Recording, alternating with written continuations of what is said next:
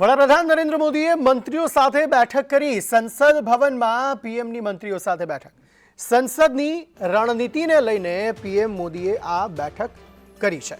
મહત્વપૂર્ણ બેઠક વડાપ્રધાન નરેન્દ્ર મોદીની અધ્યક્ષતામાં મળી।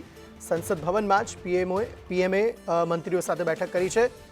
સંસદની રણનીતિને લઈને પીએમએ આ બેઠક કરી છે।